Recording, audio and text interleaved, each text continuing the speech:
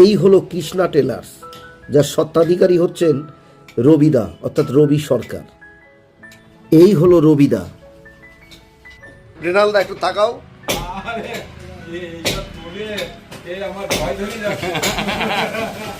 আমাদের জেলে পাঠাও। ঠিক আছে বাবা, না কদিন খেতে আসবে তো কি? শোনো শোনো, স্মৃতিটুকু থাক, হ্যাঁ এইগুলো থেকে যাবে। এই মনে ভালো পারে।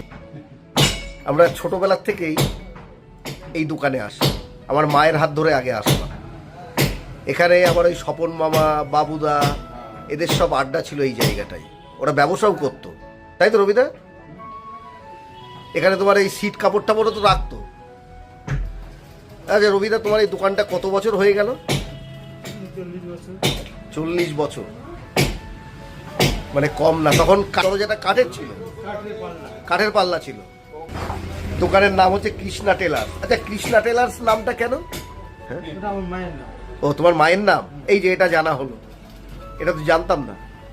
মৃণালদা এখানে কত বছর আছো? 5-7 বছরের বেশি না, কারণ করোনা হয়ে গেছে, হিসাব করো না, করোনা হয়ে গেছে 5 বছর আসছে, তাহলে অনেক আগে। এখন কাপড় তৈরি করার কাজটা কম হয়, তবে বিভিন্ন গার্মেন্টসের জিনিস যারা কিনে নিয়ে আসে তারা অনেকেই এখানে পরার উপযোগী করে। আর আমি আমার প্যান্ট জামা তৈরি করি এখান থেকে। ভালো লাগে আমার এই জায়গার জিনিসটা, ভালো লাগে। এদের সঙ্গে অনেক দিনের সম্পর্ক। ভালো থাকুক রবিদা, মৃণালদার মতো লোকেরা। আজকের মতো চলি, এদের স্মৃতিটাও থাক। আমি বিভিন্ন বিষয় নিয়ে মাধ্যমে দিই, চলচ্ছবি করি, এদেরটাও থাক।